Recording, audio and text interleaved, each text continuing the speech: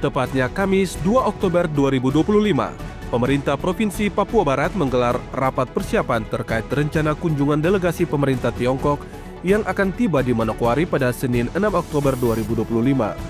Rombongan yang dipimpin oleh Wakil Menteri Riset dan Inovasi Pemerintah Tiongkok, Profesor Cece Chan, dijadwalkan hadir bersama 9 anggota delegasi lainnya. Membuka rapat, Asisten 3 Setda Papua Barat Otto Parorongan menegaskan pentingnya kesempatan ini.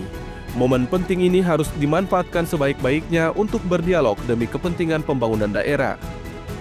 Otto juga menambahkan bahwa rombongan akan berada selama 1 hari di Manokwari dengan rencana alternatif mengunjungi Kampung Kuau, disesuaikan dengan kondisi mengingat usia Profesor Chan yang telah mencapai sekitar 90 tahun.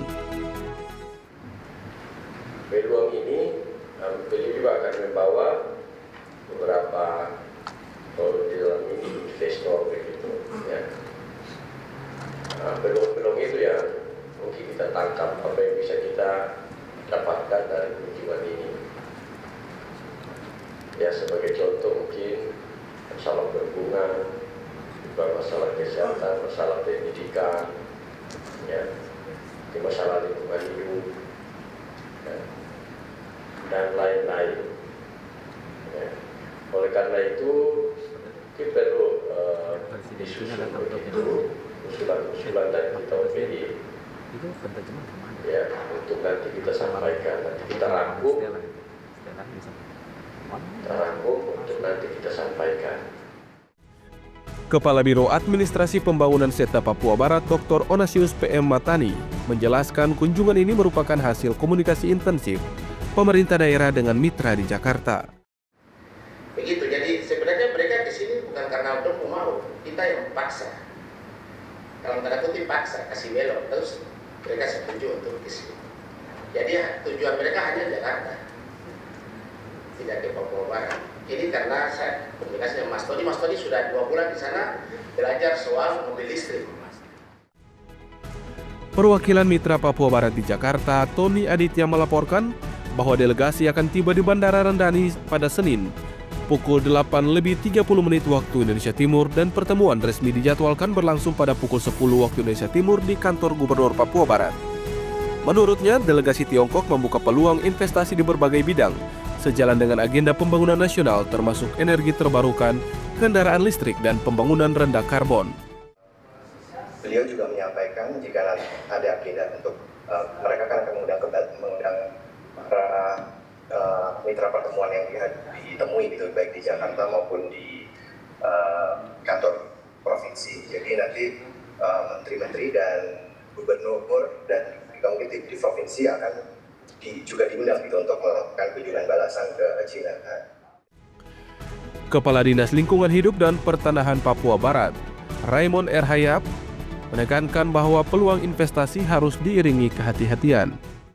Potensi yang bisa kita kerjasamakan itu bidang perikanan sangat menjanjikan.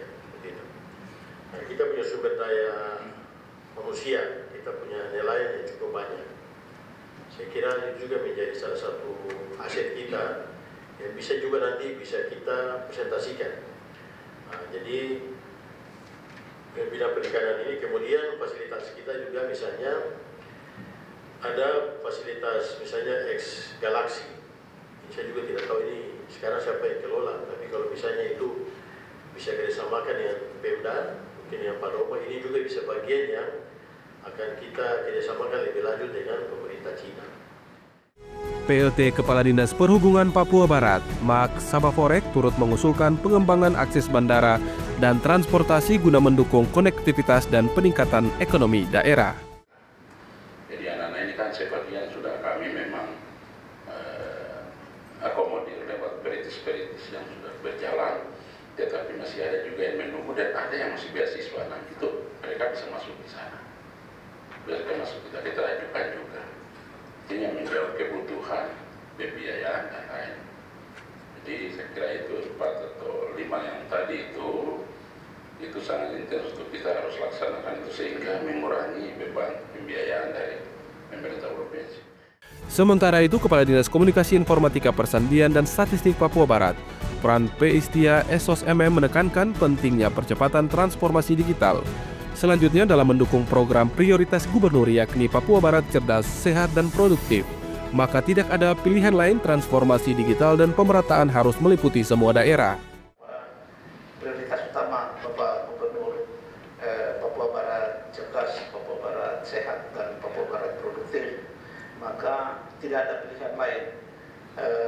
Digitalisasi, transformasi digital, dan pemerataan transformasi digital itu merata. Artinya bahwa orang mau sekolah itu juga ada sampai di pedalaman sana. Dan semua wilayah pedalaman itu 65% kawasan black spot yang ada di Papua Barat. Untuk itu dalam rangka percepatan transformasi digital, ini usulan yang memang saya harus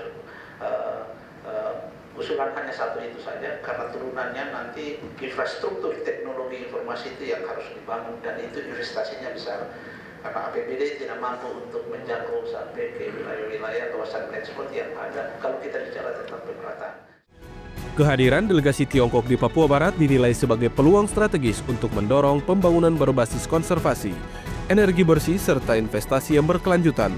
Turut hadir dalam rapat Kepala Biro Umum, Sekretaris Badan Riset Inovasi Daerah Papua Barat, Sekretaris Dinas PUPR, PLT Kadisnaker Trans Papua Barat, dan lainnya. Dari Manokwari, Media Diskominfo Papua Barat melaporkan.